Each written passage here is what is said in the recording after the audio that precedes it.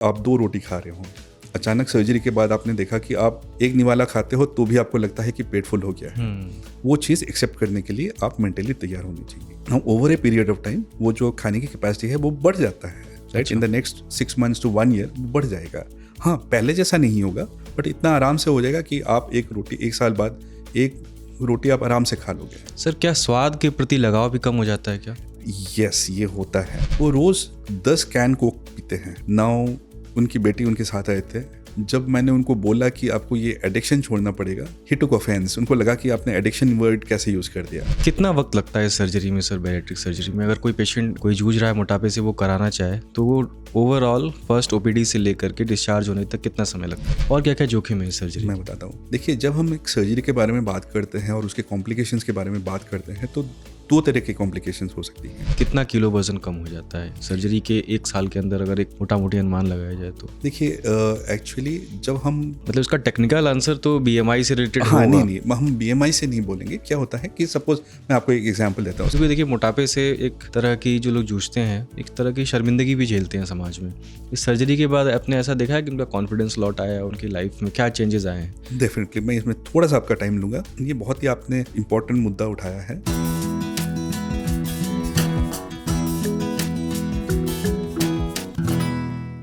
मोटापा एक ऐसा शब्द है जिससे हिंदुस्तान का हर दूसरा तीसरा आदमी लगभग जूझ रहा है। वज़न बढ़ना सिर्फ खाने का मसला नहीं है, ये हमारी जीवन शैली, हार्मोन, जेनेटिक्स और मानसिक स्थिति सबका एक मेलजोल है। कई बार डाइटिंग, एक्सरसाइज और इलाज काम नहीं आते हैं, फेल हो जाते हैं। तब सामने आता है एक मेडिकल विकल्प, इसका नाम है बैरिएट्रिक सर्जरी। लेकिन क्या ये सर्जरी कोई शॉर्टकट है मोटापे से निजात पाने का, या इसके बाद ज़िंदगी आसान हो जाती है, या और ज़्यादा ऑर्गेनाइज हो जाती है? इसके जोखिम क्या हैं, फ़ायदे क्या हैं, और सबसे ज़रूरी बात कि ये सर्जरी किन के लिए है? तो आज हमारे साथ हैं doctor Mrigank Shekhar Sharma. Doctor Mrigank bariatric surgeon हैं, जिनसे हम समझेंगे कि बैरिएट्रिक वेट लॉस सर्जरी, जिसको वेट लॉस सर्जरी भी कहा जाता है आम भाषा में, इसकी सच्चाई क्या है, इसकी भ्रांतियाँ क्या हैं, और वो बातें जो गूगल पे नहीं मिलती हैं वो भी जानेंगे। Welcome sir. Thank you. ये सर जो टेक्निकल टर्म है बैरिएट्रिक सर्जरी, इसको इंटरव्यू करने से पहले जब मैं गूगल कर रहा था, पढ़ रहा था, तो एक बाईपास समझ में आ रहा था कि एक स्टमक में बाईपास बनाते हैं। ज़रा इसको समझा दीजिए कि है क्या ये पहले। देखिए, बैरिएट्रिक सर्जरी एक्चुअली कोई नई सर्जरी नहीं है काफ़ी पुरानी सर्जरी। पहले इतना कॉमन नहीं होता था बिकॉज ये ओपन तरीके से किया जाता था।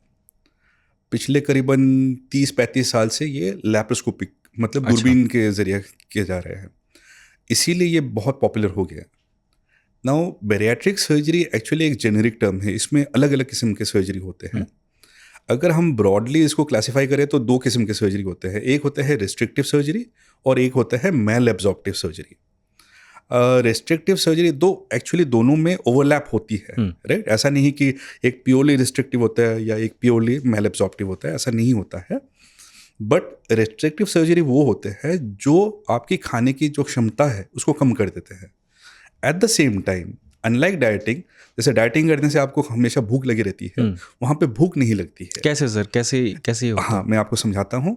जो रेस्ट्रिक्टिव सर्जरी है उसमें सबसे कॉमन, दुनिया भर में सबसे कॉमन जो सर्जरी होती है वो है लैप्रोस्कोपिक स्लीव गैस्ट्रेक्टमी। नाउ उसमें क्या किया जाता है कि जो लैप्रोस्कोपिकली जो खाने की थैली है जिसको हम स्टमक बोलते हैं, उसका साइज को छोटा कर दिया जाता है। अच्छा, राइट। इससे क्या होता है कि एक जो आपकी खाने की क्षमता है, जो स्टमक का रिजर्वर कैपेसिटी है, वो कम हो जाती है, राइट। आप कम खाएंगे फिर भी आपको लगेगा कि मेरा पेट फुल भर गया।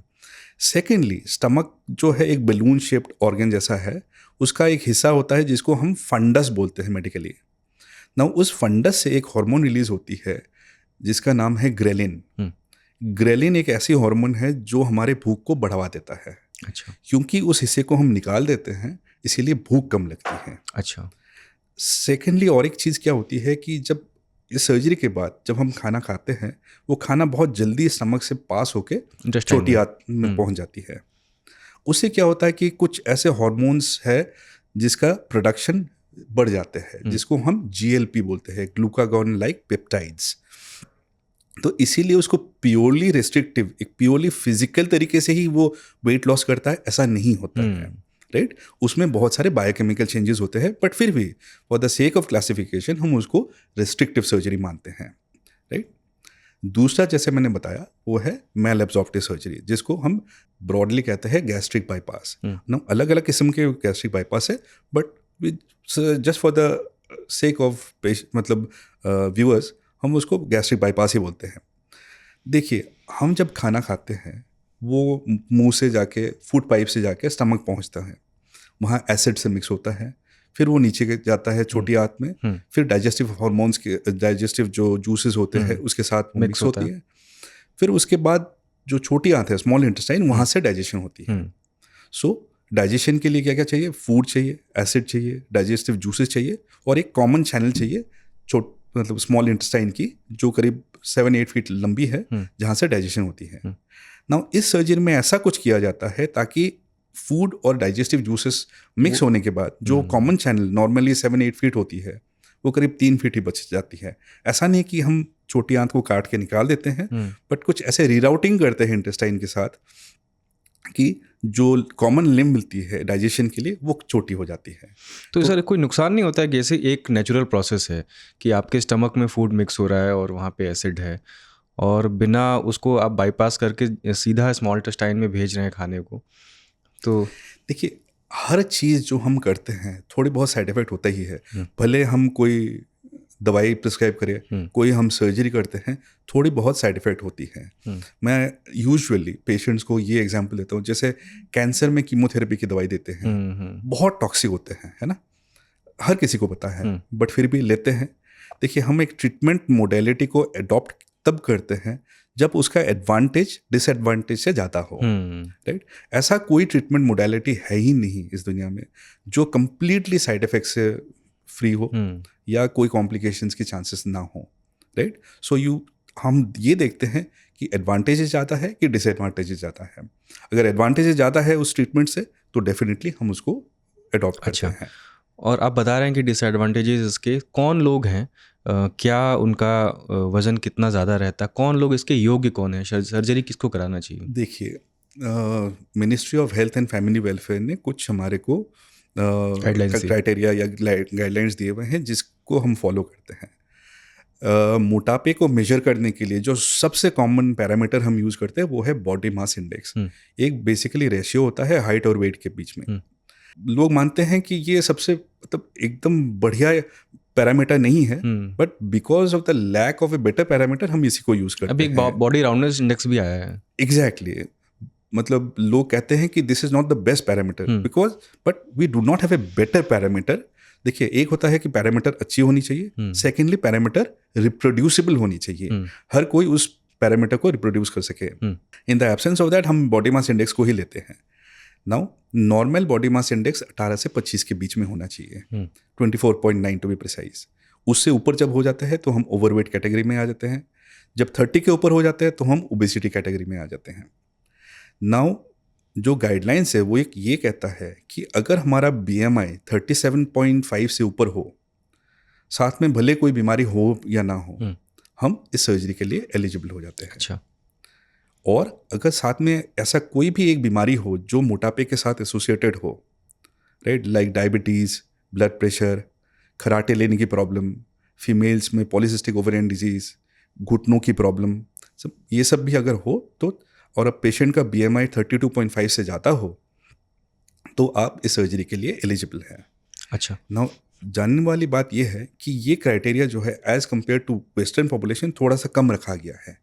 ये इसलिए रखा गया है बिकॉज हमारे जो इंडियन फिजिक है, जो इंडियन सब continent, by India I do not mean only India, India, Pakistan, Nepal, Bangladesh, Sri Lanka, हमारे जो इंडियन सब कॉन्टिनेंट का फिजिक है वो थोड़ा सा अलग है। हमारा मोटापा जो है मेनली ट्रंकल है, मेनली पेट में है, हमारे हाथ पैर इतने मोटे नहीं होते हैं, और ये मोटापा जो है जिसको हम ट्रंकल ओबेसिटी बोलते हैं वो सबसे डेंजरस माना जाता है। अच्छा।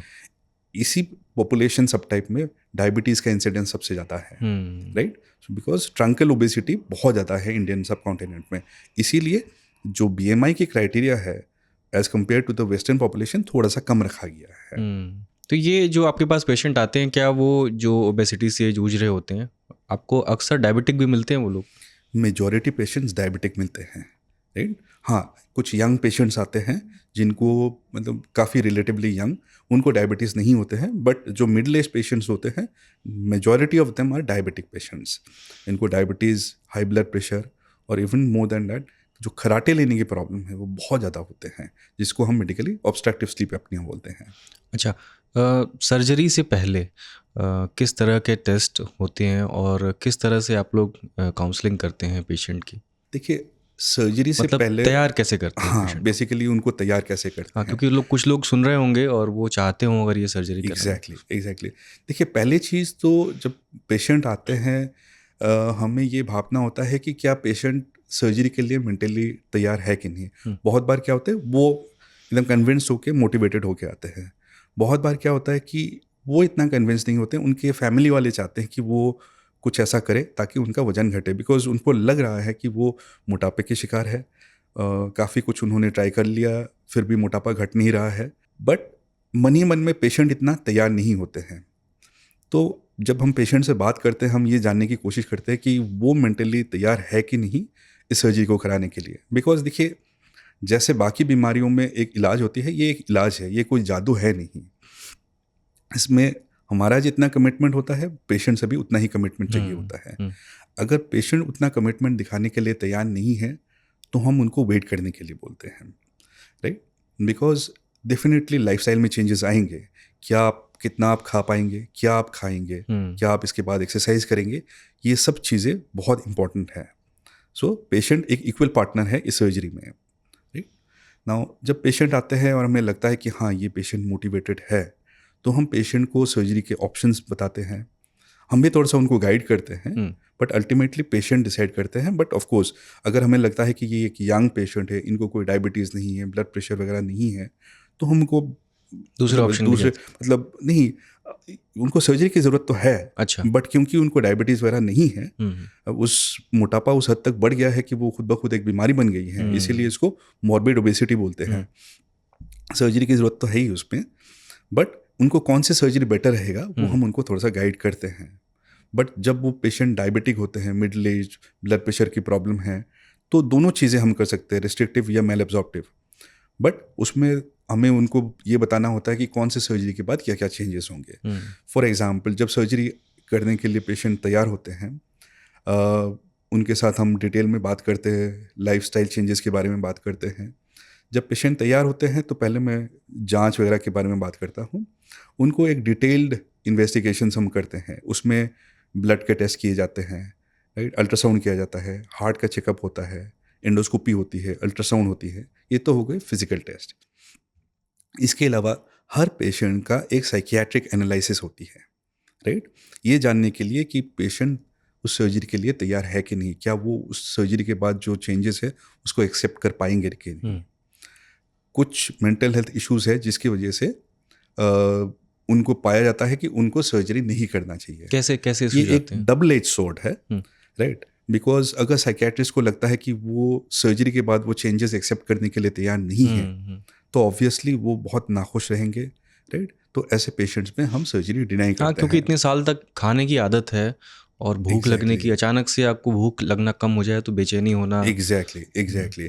तो ये बट कुछ लोग मानते हैं कि ये जो डिप्रेशन, फिर एक सेल्फ इमेज के बारे में एक निगेटिव इम्पैक्ट होना, उससे अगर किसी को निकालना है तो उनका मोटापा जो है घटाना पड़ेगा। तो उनको सर्जरी डिनाई करना भी एक, कुछ लोग मानते हैं कि ये गलत है, बिकॉज उनका एक जो चांस है कि उनका ओबेसिटी को हम कम कर दें, और साथ ही साथ उनका जो एक मतलब बॉडी इमेज एक डिसफंक्शन है उनका, राइट, उसको अगर करेक्ट करने की अगर एक मौका है वो है ये बैरियाट्रिक सर्जरी। तो अगर वो उसको हम डिनाई कर देते हैं तो लगता है कि उनको हम उस जो चक्रव्यूह है वहाँ से हम निकाल नहीं पाएंगे। बट ये बहुत ही एक डेलिकेट बैलेंस है। तो we rely on the advice of the psychiatrist. अगर वो कहते हैं कि नहीं ये पेशेंट सर्जरी के लिए तैयार नहीं है तो हम उसको we can not go forward, ठीक है। नाउ बिसाइड्स दैट हमें सर्जरी के बारे में बाकी चीज़ें बतानी होती है। As I said, lifestyle changes, dietary changes and complications के बारे में। ऐसा भी होता है कि हर बॉडी की सर्जरी की प्रोसीजर अलग होती है? नहीं, सर्जरी तो वही है, बट बॉडी कैसे कोप करते हैं वो अलग अलग चीज़ें होती है। फॉर एग्जाम्पल, जैसे कोई मैंने जैसे बताया, भले मैलएब्जॉर्प्टिव हो या रेस्ट्रिक्टिव सर्जरी हो, दोनों में थोड़ा सा ओवरलैप होती है, थोड़ा बहुत रिस्ट्रिक्टिव कंपोनेंट होता ही है उसमें। तो खाने की कैपेसिटी जो है नॉर्मल से कम हो ही जाएगी। नाउ पेशेंट क्या उसको एक्सेप्ट करने के लिए तैयार है। नाउ अगर सपोज आप 2 रोटी खा रहे हो, अचानक सर्जरी के बाद आपने देखा कि आप एक निवाला खाते हो तो भी आपको लगता है कि पेट फुल हो गया है, वो चीज़ एक्सेप्ट करने के लिए आप मेंटली तैयार होनी चाहिए। Now over a period of time वो जो खाने की कैपेसिटी है वो बढ़ जाता है, right. In the next 6 months to 1 year वो बढ़ जाएगा। हाँ, पहले जैसा नहीं होगा, बट इतना आराम से हो जाएगा कि आप एक रोटी 1 साल बाद 1 रोटी आप आराम से खा लोगे। सर, क्या स्वाद के प्रति लगाव भी कम हो जाता है क्या? यस, ये होता है। Now before I come to that, so एक तो है कि ये खाने की जो कैपेसिटी है वो कम हो जाती है। सेकेंडली हमें पेशेंट को बताना होता है कि आप क्या क्या चीज़ें आपको नहीं खानी होती हैं। देखिए, हम जब खाने के बारे में बोलते हैं तो अक्सर लोग कंफ्यूज करते हैं, उनको लगता है कि वो हम वॉल्यूम के बारे में बात कर रहे हैं। देखिए, इंडियंस जो है बाय हैबिट हम वॉल्यूम ईटर्स नहीं हैं, हम कैलोरी ईटर्स हैं, ठीक है। तो हम भले कम वॉल्यूम खा रहे हैं बट उसमें कैलोरी बहुत होते हैं, हाँ। राइट। सो हमें उनको बताना पड़ता है कि देखिए, आप खाइए, अपने आप को भूखा मत रखिए, बिकॉज कम तो आप खाएंगे ही सर्जरी की वजह से, बट ध्यान ज़रूर रखिएगा कि आप कैलोरीफिक फूड मत खाइएगा। नाउ रिसेंटली मेरे पास एक पेशेंट आए थे जो ही इज़ अराउंड 55 ईयर्स, 55-60 के बीच में, आई फॉरगॉट एग्जैक्ट एज। वो रोज़ 10 कैन कोक पीते हैं। बाप रे बाप। नाउ उनकी बेटी उनके साथ आए थे। जब मैंने उनको बोला कि आपको ये एडिक्शन छोड़ना पड़ेगा, ही टुक ऑफेंस। उनको लगा कि आपने एडिक्शन वर्ड कैसे यूज़ कर दिया। वो कहते हैं कि सर, इतना मेहनत करने के बाद अगर मुझे ये I can not have that, ज़िंदगी का क्या फ़ायदा है। मैंने उनको मना कर दिया, बिकॉज देखिए वो लिक्विड कैलोरी है, बहुत हाई ठीक है। वो 10 कैन नहीं पी पाएंगे बट 3-4 कैन तो पी लेंगे। लिक्विड्स आसानी से नीचे चली जाती है। तो ऐसे लोगों में आप सर्जरी करके कोई फ़ायदा नहीं हुआ, बिकॉज दे विल, जब उनका स्टमक का कैपेसिटी बढ़ेगा वो 3-4 कैन से जाके फिर से 10 कैन में पहुंच जाएंगे। तो ऐसे लोगों में फिर आपका एक्सपेक्टेशन और पेशेंट के एक्सपेक्टेशन का मिसमैच हो जाता है, राइट। तो ये चीज़ ज़रूर है। जैसे आपने बताया कि यस, पेशेंट को भूख कम लगती है, खाने की तरफ जो एक अट्रैक्शन होती है, राइट, वो कम हो जाती है। जैसे मैंने बताया, बिकॉज स्पेशली स्लीव गैस्ट्रेक्टमी में क्या होता है कि हम स्टमक के उस हिस्से को रिमूव कर देते हैं जिससे वो ग्रेलिन प्रोड्यूस होता है। ओवरऑल जो फूड की तरफ एक लाइकनेस होता है, आकर्षण होती है, वो कम हो जाती है। सेकेंडली ये भी पाया गया है कि थोड़ा सा चीज़ों की तरफ जो टेस्ट होता है ना, बहुत लोगों को सादा पानी पसंद नहीं है।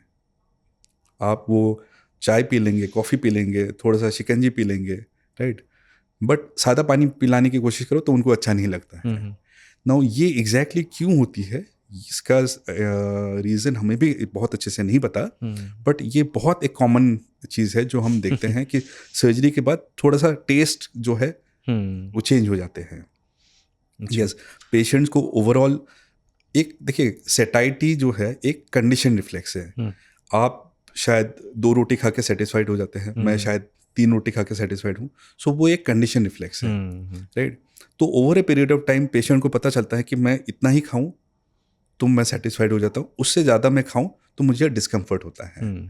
तो इसीलिए वो कंडीशन हो जाता है कि हाँ, मैं इतना ही खाऊं। इसका अंदाज़ा लगाना जरूरी है। एग्जैक्टली। अच्छा, कितना वक्त लगता है सर्जरी में सर, बैरिएट्रिक सर्जरी में? अगर कोई पेशेंट कोई जूझ रहा है मोटापे से, वो कराना चाहे तो वो ओवरऑल फर्स्ट ओपीडी से लेकर के डिस्चार्ज होने तक कितना समय लगता है? देखिए, जब पेशेंट आते हैं पहली बार हमारे पास, हम उनको काउंसलिंग करते हैं, और जब पेशेंट बोल देते कि हाँ मैं तैयार हूँ पेशेंट सर्जरी के लिए, तो हम उनको करीब हफ्ता 10 दिन के लिए एक लो कैलोरी डाइट पे रखते हैं। अच्छा। इस लो कैलोरी डाइट का मकसद 2 होते हैं। एक, उनका कमिटमेंट देखते हैं, क्या वो हफ्ता 10 दिन के लिए ये लो कैलोरी लिक्विड डाइट पे मतलब उसको फॉलो कर सकते हैं कि नहीं, राइट। दूसरी चीज़ क्या होता है कि इससे क्या होता है, थोड़ी बहुत वेट कम होता है, दैट इज़ नॉट इम्पॉर्टेंट। जो लिवर है वो श्रिंक करता है, राइट। नाउ बिकॉज क्या होता है कि स्टमक जो है लिवर के नीचे रहता है, और जब हम मोटापे के शिकार होते हैं तो लिवर भी, फैटी लिवर से हम सफ़र करते हैं, तो लिवर बहुत बड़ा हो जाता है, साइज इंक्रीज करता है। एग्जैक्टली। तो जब लिवर श्रिंक करता है तो टेक्निकली हमारे लिए सर्जरी करना आसान हो जाता है, राइट। तो इसीलिए हम पेशेंट को हफ्ता 10 दिन के लिए liquid and low calorie diet पे रखते हैं, राइट। ओके, नाउ उसके बाद करीब 1 दिन लग जाता है सारी इन्वेस्टिगेशन करने में। नहीं तो 10 दिन में लिवर कैसे श्रिंक हो सकता है उसको तो जब देखिए कैलोरी कम होते हैं तो लिवर में हम कैलोरी मतलब ग्लूकोज के डिपॉजिट्स होते हैं, तो बॉडी उसको यूज करते हैं। जब आप एक निगेटिव बैलेंस में चले जाते हैं, राइट, तो बॉडी को तो कैलोरी चाहिए, वो कहाँ से कैलोरी उठाएगा? आप पहले लिवर से उठाएगा, फिर मसल से उठाएंगे, है ना, right. So in that 10 days the liver shrinks. उसके बाद मैंने जैसे बताया उनको सारी इन्वेस्टिगेशन हम करते हैं। अक्सर क्योंकि ये पेशेंट्स डायबिटिक होते हैं, ब्लड प्रेशर के मरीज होते हैं, तो उनका कार्डियक इवैल्यूएशन कराना भी ज़रूरी होता है। हम एक एंडोस्कोपी करके भी देखते हैं कि पहले से स्टमक में कोई बीमारी तो नहीं है, राइट। तो ये सब चीज़ें करना ज़रूरी है। नाउ अगर तो पेशेंट नॉर्मली आजकल क्या करते हैं हम कि सारा इन्वेस्टिगेशन वगैरह करवा के पेशेंट को सर्जरी के दिन ही एडमिट करते हैं। सुबह एडमिट किया और सुबह सर्जरी करते हैं। सर्जरी डिपेंडिंग अपॉन कि कौन सा सर्जरी करते हैं। यूजुअली लैप्रोस्कोपिक स्लीव गैस्ट्रेक्टमी घंटा सवा घंटे में हो जाता है, जबकि गैस्ट्रिक बाईपास करीब 1.5-पौने 2 घंटे में हो जाते हैं। अगर हम 2 घंटे बाद हम पेशेंट को चलाना शुरू करते हैं। हम इन सब मामलों में बहुत स्ट्रिक्ट है कि पेशेंट का, बिकॉज क्या होता है कि ओबीज पेशेंट्स में कुछ ऐसे कॉम्प्लिकेशंस होने की चांसेस रहते हैं अगर उनको ज़्यादा लेटा के रखा तो हम बहुत जल्दी उनको चला देते हैं। अराउंड 2 घंटे बाद सर्जरी के हम उनको चलाना शुरू कर देते हैं, ब्रीदिंग एक्सरसाइज शुरू करवा देते हैं। क्या कॉम्प्लिकेशन, रिफ्लक्स वगैरह होता है इस का? नहीं, देखिए रिफ्लक्स एक अलग प्रॉब्लम है। ओबीज पेशेंट्स में क्या होता है कि जो वेन्स होती हैं वहाँ पे खून का कतरा मतलब ब्लड क्लॉट्स बनने की चांसेस बढ़ जाते हैं, राइट। आपने देखा होगा कि एक जनरल एडवाइस होता है कि अगर आप लॉन्ग फ्लाइट में जाते हैं तो बोला जाता है कि हर 2-3 घंटे बाद थोड़ा सा आप चले, बिकॉज जब आप चलेंगे तो ये जो काफ मसल्स है वो एक्ट करते हैं ताकि ब्लड की स्टेसिस ना हो, वहाँ पे ब्लड रुक ना जाए, वहाँ पे ब्लड क्लॉट्स ना बने। ना ओबीज पेशेंट्स में ये जो ब्लड क्लॉट्स बनने की चांसेस है वो ज़्यादा होते हैं। इसीलिए बहुत ज़रूरी है कि हम उनको सर्जरी के बाद जितना जल्दी हो सके उनको मोबिलाइज करें, उनको चलाएं, राइट। बाकी मेजर्स भी लेते हैं, कुछ पम्प्स होते हैं, डीवीटी पम्प्स बोलते हैं उसको, फिर हम खून पतला करने की कुछ इंजेक्शन देते हैं हफ्ता 10 दिन के लिए, राइट। बट जितना जल्दी हो सके हम उनको चलाते हैं ताकि ये कॉम्प्लिकेशंस कम रहे। सेकेंडली ब्रीदिंग एक्सरसाइज करवाते हैं, बिकॉज नहीं तो क्या होगा कि लंग्स जो है कोलैप्स हो जाती है, उनको कफ वगैरह होने की चांसेस रहते हैं, फीवर होने की चांसेस रहते हैं, तो इसलिए बहुत जल्दी उनको ब्रीदिंग एक्सरसाइज भी शुरू कर देते हैं। सो सर्जरी के यूजुअली अगर स्लीव गैस्ट्रेक्टमी है तो यूजुअली आजकल मेजॉरिटी पेशेंट्स अगले दिन हम डिस्चार्ज करते हैं। अगर गैस्ट्रिक बाईपास है तो सर्जरी के बाद एक और दिन हम रखते हैं, मतलब सेकेंड पोस्ट ऑपरेटिव डे को हम डिस्चार्ज करते हैं ऑब्जर्वेशन के लिए। यस, एक दिन और एक्स्ट्रा रखते और हैं। आप बता रहे हैं इन जोखिमों के बारे में, और क्या क्या जोखिम है इसके? मैं ये सुनता हूँ सर, अभी एक सोशल मीडिया पे मैं केस पढ़ रहा था कि उनको सर्जरी के बाद मिचली आने लगी, लगातार मिचली आती रही बहुत दिनों तक, और वो ठीक नहीं हुए, बहुत सारे कॉम्प्लिकेशन उनको हुए। और क्या क्या जोखिम है इस सर्जरी? मैं बताता हूँ।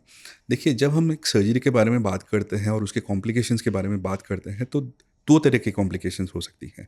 एक तो जो जनरल कॉम्प्लिकेशन ना, उनमें भले हम बैरियाट्रिक सर्जरी करें, गॉल ब्लैडर सर्जरी करिए, हर्निया सर्जरी करें, वो कॉम्प्लिकेशन सेम जैसे रहते हैं। अच्छा। इसीलिए हम सारे जांच करते हैं और आजकल एनेस्थीसिया भी बहुत सेफ हो गया है, तो वो होते हैं जनरल कॉम्प्लिकेशंस, वो सर्जरी के ऊपर डिपेंड नहीं करता है। दूसरा होता है surgery specific complications. For example, जब भी आप आंतों पे ऑपरेशन करते हैं तो हमेशा एक छोटा सा चांस रहता है कि वहाँ से लीक हो सकता है। जैसे हमने स्टमक के साइज़ को छोटा कर दिया तो जो कट एज है वहाँ से लीक होने की चांसेस अराउंड 1% है या उससे भी थोड़ा सा कम है। गैस्ट्रिक बाईपास में भी हमने स्टमक को काट दिया और इंटेस्टाइन को आके स्टमक से जोड़ दिया, तो जहाँ पे भी आप जोड़ लगाते हैं वहाँ पे लीक होने की चांसेस रहते हैं। जो लीकेज की चांसेस है वो अराउंड 1% है, 1 to 2% के बीच में बाईपास में, और स्लीव गैस्ट्रेक्टमी में अराउंड 1% और लेस देन 1%। वो उतना ही होता है जितना एक आप गॉल ब्लैडर सर्जरी में बाइल लीक होने की चांसेस, या अपेंडिक्स में जो स्टम्प है वहाँ से लीक होने की जितना चांसेस रहते हैं, इसमें भी ऑलमोस्ट उतना ही होते हैं। दूसरा जो लीक कॉम्प्लिकेशन है जो इस सर्जरी के स्पेसिफिक है वो है ब्लीडिंग।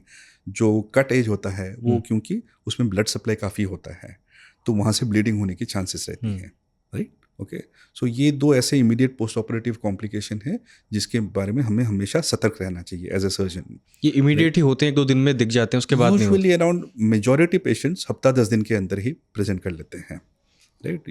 बहुत सीवियर हो तो 1-2 दिन में, बट यूजुअली हफ्ता 10 दिन में मेजॉरिटी पेशेंट्स प्रेजेंट करते हैं।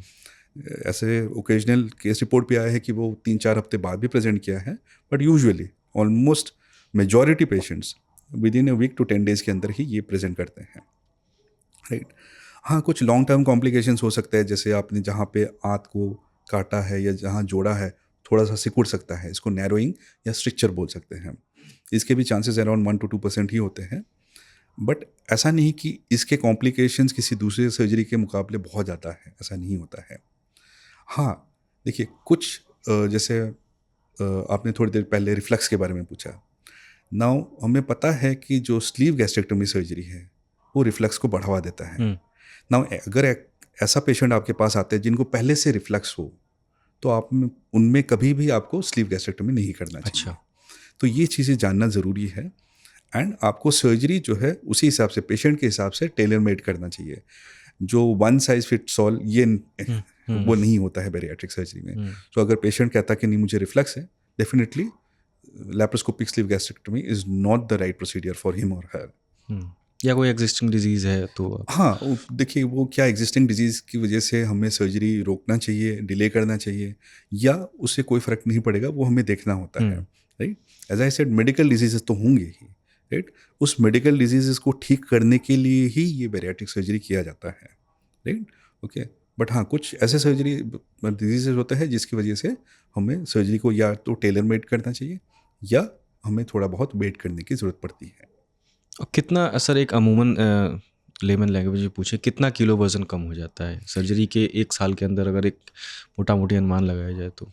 देखिए एक्चुअली जब हम मतलब इसका टेक्निकल आंसर तो बीएमआई से रिलेटेड हाँ होगा। नहीं, हम बीएमआई से नहीं बोलेंगे। क्या होता है कि सपोज मैं आपको एक एग्जांपल देता हूँ। सपोज मेरा वजन होना चाहिए, आइडियल बॉडी वेट होना चाहिए 50 किलो, बट है मेरा वजन 100 किलो। दैट मीन्स मेरा जो एक्सेस बॉडी वेट है वो करीब 50 किलो है। सो उस एक्सेस बॉडी वेट का कितना परसेंटेज घटता है, वैसे हम डिस्क्राइब करते हैं इसका सक्सेस रेट को। सो इसको percentage access body weight loss बोलते हैं। अच्छा। सपोज नॉर्मली कोई भी बैरियाट्रिक सर्जरी में आप अप्रॉक्सीमेटली 70 to 80% के बीच में access body weight loss. Suppose आपका एक्सेस बॉडी वेट 50 किलो है, आप मान के चलो कि अराउंड 30 किलो के करीब जो है घटेगा। क्या ऐसा भी इसमें रिस्क है कि अंडर वेट हो जाए कोई?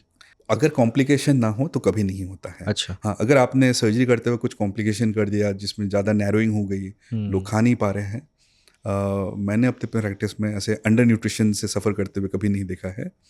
इनफैक्ट आज हमारे मिडिल क्लास लोगों में इंडिया में अंडर न्यूट्रिशन एक प्रॉब्लम नहीं रहा है, ओवर न्यूट्रिशन एक प्रॉब्लम हो गया है, राइट।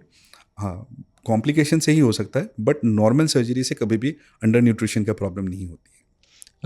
अभी हम बात कर रहे थे कि ये सर्जरी से जुड़े हुए लोगों को अक्सर हाई बीपी या डायबिटीज़ होता है। क्या इस सर्जरी के बाद उनके डायबिटिक लाइफ में जो HbA1c जो टेस्ट होता है और जो उनका हाइपरटेंशन है, इसमें भी कमी आती है? Absolutely.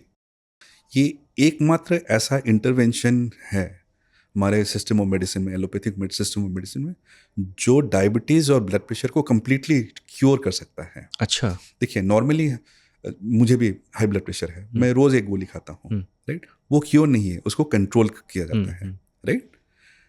This is the only treatment जिससे क्या होता है कि ऑलमोस्ट 70% लोगों में डायबिटीज़ या ब्लड प्रेशर जो है क्योर हो जाती है। बाद में अच्छा। आपको उसकी ट्रीटमेंट की ज़रूरत नहीं पड़ती है। हाँ, जब ड्यूरेशन ऑफ डायबिटीज़ लंबी हो जाती है, वो थोड़ा सा ट्रीटमेंट जो क्योर रेट है वो कम हो जाती है, बट फिर भी रिवर्स हो जाता है। अप्रॉक्सीमेटली 70% लोगों में, राइट, डायबिटीज़ और हाई ब्लड प्रेशर जो है वो क्योर हो जाती है।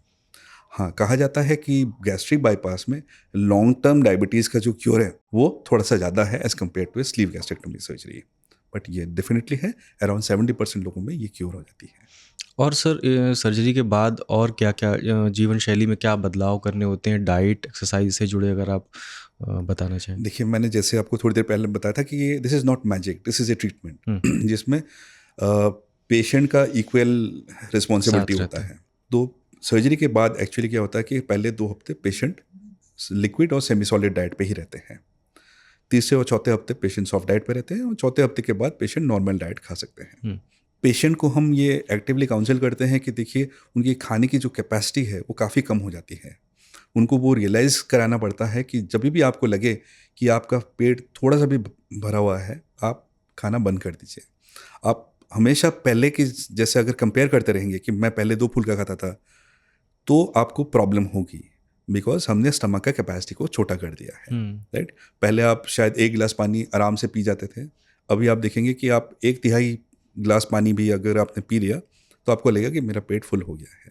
सो ये सब चीज़ें हम उनको पहले से काउंसिल करके रखते हैं। हाँ, ये कैपेसिटी बढ़ता जाता है, ये इमीडिएट पोस्ट ऑपरेटिव पीरियड के बारे में मैं बात कर रहा हूँ, आहिस्ता आहिस्ता ये बढ़ जाता है। नॉर्मल स्टमक का कैपेसिटी करीब 1 से 1.5 लीटर है।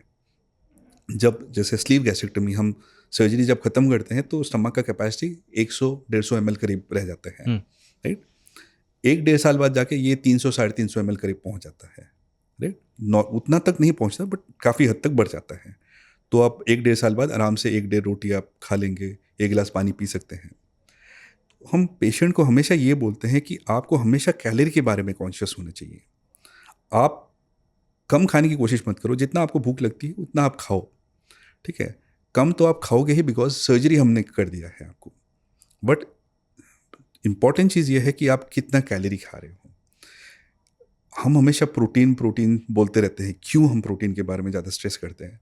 देखिए, अगर आप 1 ग्राम कार्बोहाइड्रेट, 1 ग्राम फैट और 1 ग्राम प्रोटीन कंपेयर करेंगे तो 1 ग्राम प्रोटीन से सबसे कम कैलोरी आती है, राइट। इसीलिए हम प्रोटीन पे इतना स्ट्रेस करते हैं। ऐसे भी वेजिटेरियन लोगों में प्रोटीन की कमी होती है, राइट।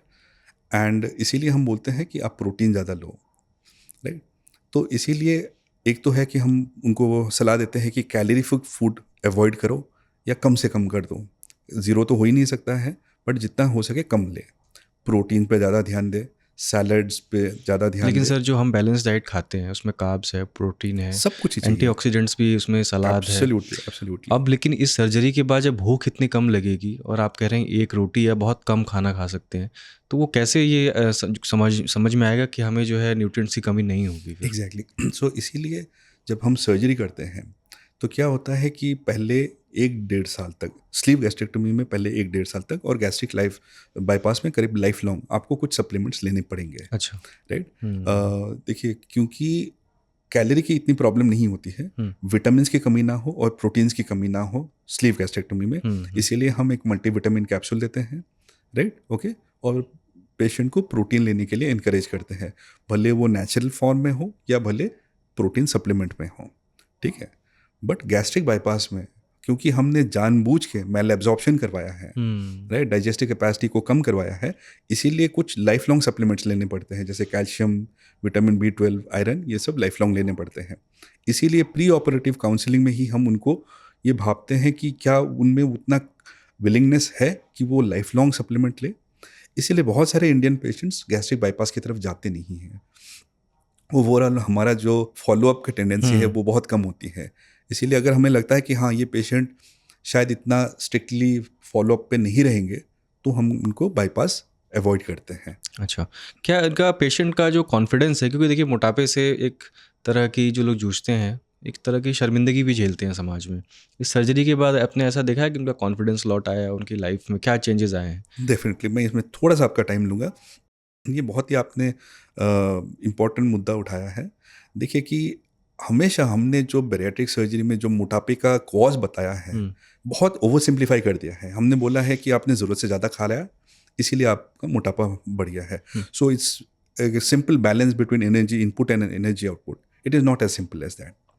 देखिए, मोटापा क्यों होता है, ईटिंग हैबिट्स ऐसे क्यों हो जाते हैं, उसको डिस्क्राइब करने के लिए अलग अलग थ्योरी पुट फॉरवर्ड किए गए हैं।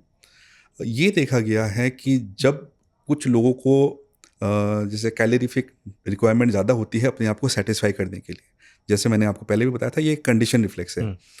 आपको लगता है कि इतना हम वॉल्यूम खाएंगे तो ही हम सेटिस्फाइड होंगे, या इतना कैलोरी खाएंगे तो ही हम सेटिस्फाइड होंगे। शुरुआत वहाँ से होती है, फिर वजन बढ़ता है। वजन बढ़ने से क्या होता है कि एक बॉडी इमेज डिससेटिस्फैक्शन होता है, स्पेशली यंग पेशेंट में। ऑब्वियसली देखिए, कोई भी इंसान चाहता है कि हम नॉर्मल दिखे, जो हमारे भाषा में नॉर्मल बताया जाता है वैसे दिखे। You don't want to fall out of place और बिलोंग आउट ऑफ प्लेस, है ना। सेकेंडली क्या होता है, दो मैं आपको टर्म्स बताऊंगा। एक होता है वेट बायस। सपोज आप मॉल में जा रहे हो, आपको अचानक 150 किलो का एक इंसान दिख जाता है, आपके दिमाग में थोड़ा सा भी एक बार भी होगा कि क्रॉस करेगा, यार इसने ऐसा क्यों कर लिया, पहले भी तो अपने आप को कंट्रोल कर सकता था। एक आया ना थॉट, सो उसको वेट बायस बोलते हैं। सेकंड होता है ओबेसिटी स्टिग्मा। जैसे सपोज वर्क प्लेस में आपके जूनियर 10 लोग हैं, आपको सबको प्रोजेक्ट देना है, एक निगेटिव वो कॉनोकेशन आता है कि शायद ये इतना अच्छा नहीं होगा अपने काम पे, और आप शायद अच्छा। उसको, हाँ, तो उसको बोलते हैं ओबेसिटी स्टिग्मा। तो बॉडी इमेज डिससेटिस्फैक्शन साथ में वेट बायस और ये जो ओबेसिटी स्टिग्मा है, इससे क्या होता है कि वो लोग और सफ़र करते हैं। उनको लगता है कि जो लोग ये निगेटिव हमारे में बारे में सोचते हैं वो सही में मतलब ये सच है, तो वो उसको इंटरनलाइज कर लेते हैं और उस दलदल में और घुस जाते हैं। सो एक चक्रव्यूह है जहाँ से उनको निकालना होता है। एक बॉडी शेमिंग का तो हमारे यहाँ है ही वो। एग्जैक्टली। सो ये, और वो जो बॉडी शेमिंग करते हैं वो उसको इंटरनलाइज कर लेते हैं कि उनको लगने लगता है कि शायद वो जो बोल रहे हैं सामने वाला शायद वो सच हो, ऐसे लगने लगता है। तो बैरियाट्रिक सर्जरी हम जब करते हैं, ये 3 लेवल पे पेशेंट के जो साइको सोशल हेल्थ पे काम करता है। एक तो है कि उनका जो एक बॉडी इमेज के बारे में एक पॉजिटिव इम्पैक्ट लाते हैं, उनके जो सोशल इंटरेक्शन से उसमें पॉजिटिव इमेज लाते हैं। थर्डली, जैसे मैंने बताया ना, हमने ओवर सिंप्लीफाई करके रखा है ओबेसिटी के कारण को। कुछ ऐसे होते हैं कि बिंज ईटिंग होते हैं, उनको जब भी वो ज़्यादा डिप्रेशन में जाते हैं वो क्या करते हैं, बिंज ईटिंग करते हैं, खाना शुरू कर देते हैं। सेकेंडली, आप देखोगे आजकल बहुत सारे ऐसे यंग पॉपुलेशन है जो रात को काम करते हैं, right. You can't blame them, उनका काम ही ऐसा होता है कि जो रात को होते हैं, रात को भूख लगती है, तो एक ईटिंग हैबिट है जिसको हम नाइट ईटिंग सिंड्रोम या ग्रेजिंग बोलते हैं, ठीक है। तो वो खाते रहते हैं, राइट। जब बैरियाट्रिक सर्जरी करते हैं तो बिकॉज इंटेस्टाइन की हार्मोन्स पे कुछ ऐसे इफेक्ट होते हैं, तो बिंज ईटिंग और ग्रेजिंग जो होते हैं उसमें एक पॉजिटिव इम्पैक्ट पड़ता है और वो सब कम हो जाती है। सो लोगों की कॉन्फिडेंस बढ़ जाती है, राइट। उनके अपने आप की इमेज पे कॉन्फिडेंस बढ़ जाते हैं, वो लोगों के साथ सोशल इंटरेक्शन इंप्रूव हो जाते हैं, as a result of which उनके एम्प्लॉयमेंट चांसेस बढ़ जाते हैं, राइट। एंड मोर इम्पॉर्टेंटली उनके जो ये गंदे ईटिंग हैबिट्स है, बिंज ईटिंग या ग्रेजिंग, ये सब भी कम हो जाते हैं। अच्छा, एक सर इसका पक्ष है आर्थिक पक्ष और दूसरा है अफवाहें। दोनों में एक छोटे छोटे अगर मैं सवाल पूछूं कि कितना खर्चा आता है, और आप एज अ सर्जन इससे जुड़ी आपने कौन सी सबसे बड़ी अफवाहें सुनी हैं खुद ही इस बैरियाट्रिक सर्जरी से? देखिए, खर्चे के बारे में अगर मैं बताऊं तो आज के दिन में आप भले मतलब अलग अलग सर्जरी का कॉस्ट अलग अलग होता है, बस ये बहुत ज़्यादा कंज्यूमेबल्स इसमें यूज़ होते हैं। जब हम स्टमक को काटने के लिए जो औजार यूज़ करते हैं उसको स्टेपलर बोलते हैं, सबसे ज़्यादा महंगी चीज़ वो होती है। नाउ एनीथिंग फ्रॉम अराउंड से 2.5 लाख से जाके करीब 4-4.5 लाख तक हो सकता है, डिपेंडिंग कि हम कौन सा सर्जरी कर रहे हैं, पेशेंट कौन सा रूम कैटेगरी, क्या पेशेंट को आईसीयू की ज़रूरत है, वो सब चीज़ें ऑफ कोर्स डिपेंड करता है। बट एवरेज इतना अप्रॉक्सीमेटली उतना ही होता है। हाँ, अफवाहें हम बहुत सुनते हैं। मैक्सिमम लोग तो ये जो आपने पूछा था कि क्या सर्जरी की वजह से उनको अंडर न्यूट्रिशन, पोषण की कमी हो जाती है, कभी नहीं होता। जैसे मैंने बताया ना, आज के दिन में इंडिया में मिडिल क्लास की फैमिलीज कभी भी अंडर न्यूट्रिशन से सफ़र नहीं करते हैं। और खाने की जो रिस्ट्रिक्शन होती है वो लिमिटेड टाइम के लिए होती है, एक टाइम के बाद मोर और लेस नॉर्मल हो जाती है। कभी भी वो उस हद तक मतलब पतला नहीं हो जाते कि वो नॉर्मल काम नहीं कर पाएंगे, वो नहीं होता है। एक और लोगों में ये होता है कि क्या उनके मुंह का शाइन ख़त्म हो जाएगा। मैं उनको एक आसान सा एक एनालॉजी देता हूँ। मैं उनको बोलता हूँ कि आप बलून में जितना हवा घुसाएंगे बलून उतना ही शाइन देगा, बट एक टाइम के बाद वो फट जाते हैं। ज़रूरी नहीं कि वो शाइन जो है आपके हेल्थ के साथ कोरिलेट कर रहा है। ऑब्वियसली अगर आप मोटापे के शिकार होंगे, आपको लगेगा कि मुंह का शाइन बहुत इंपॉर्टेंट चीज़ है, but you have to look at your overall health. क्या आपका हेल्थ अच्छी है, राइट? मुंह का shine does not denote your health. वो शाइन क्यों होता है? Because of fat. देखिए, जितना जब आप पतले थे और जब आप मोटे हो जाते हैं तो ऑब्वियसली स्किन भी स्ट्रेच होता है ना। वो सारे मोटे लोगों को मैंने चमकता हुआ ही देखा है। एग्जैक्टली। तो जैसे वजन घटेगा तो हर जगह से घटेगा, यहाँ पे जो फैट है वो कम होगा ना। अगर आप वो पतला दिखना जो है उसको अगर बैड हेल्थ के साथ कोरिलेट करेंगे तो ऑब्वियसली वो गलती है ना। थर्डली, किसी लोगों को लगता है कि बैरियाट्रिक सर्जरी करने के बाद कैंसर का रेट बढ़ जाता है। इनफैक्ट ये उल्टा है। मोटापा जो है बहुत सारे कैंसर को बढ़ावा देता है, राइट। जब आप मोटापे को घटाते हैं, राइट, तो आपका कैंसर के चांसेस इनफैक्ट कम हो जाते हैं। अच्छा। हम मोटापे यानी ओबेसिटी को मदर ऑफ ऑल डिजीज बोलते हैं, राइट। उसको अगर कम कर देंगे तो आपका कार्डियक प्रॉब्लम्स, बीपी, शुगर, ये सब कम होने की जो चांसेस है वो कम हो जाते हैं, राइट। बहुत सारे फीमेल्स जब ओबीज होते हैं और वो प्रेग्नेंट होते हैं तो पहले दिन से ही वो प्रेगनेंसी हाई रिस्क प्रेगनेंसी हो जाते हैं, right, as compare to a normal weight individual. So वो जानना ज़रूरी है कि मोटापा घटाने से आपका लाइफ में रिस्क कम होंगे, बढ़ेंगे कभी नहीं। कभी सर ऐसा हुआ है कि सर्जरी के बाद मरीज़ जो है दोबारा उसी जीवन शैली में लौटा हो और उसका फिर से वज़न बढ़ गया हो, जो रिग्रेशन का मामला है? क्या होता है कि ऑलमोस्ट 10% लोगों में सर्जरी फेल हो जाता है। Usually it's not the surgery which fails the patient, it is the other way around, the patient which fails the surgery. क्योंकि मैंने जैसे आपको बताया ना, वो उसी, आपने जैसे सही बताया, उसी शैली में वापस चले जाते हैं जो वो पहले करते थे। हाई कैलोरीफिक फूड सबसे ज़्यादा मतलब गिल्टी है इस चीज़ मामले में, क्योंकि हम भले छोटे वॉल्यूम खा रहे हैं बट इतना कैलोरीज खा रहे हैं और हम एक्सरसाइज नहीं करते हैं तो वजन वापस चले जाते हैं ऑलमोस्ट उस हद तक जहाँ से हमने शुरुआत की थी। तो हाँ, 100% सक्सेस रेट नहीं होता है, अराउंड 10% लोगों में वजन बढ़ जाता है। एंड बढ़ने का मेन कारण होता है डिसफंक्शनल ईटिंग हैबिट्स। वो हाई कैलोरीफिक फूड खाते हैं या लिक्विड कैलोरीज लेते हैं, जिसकी वजह से वो वजन फिर से वहाँ पहुँच जाते हैं जहाँ से उन्होंने ऑलमोस्ट शुरुआत की थी।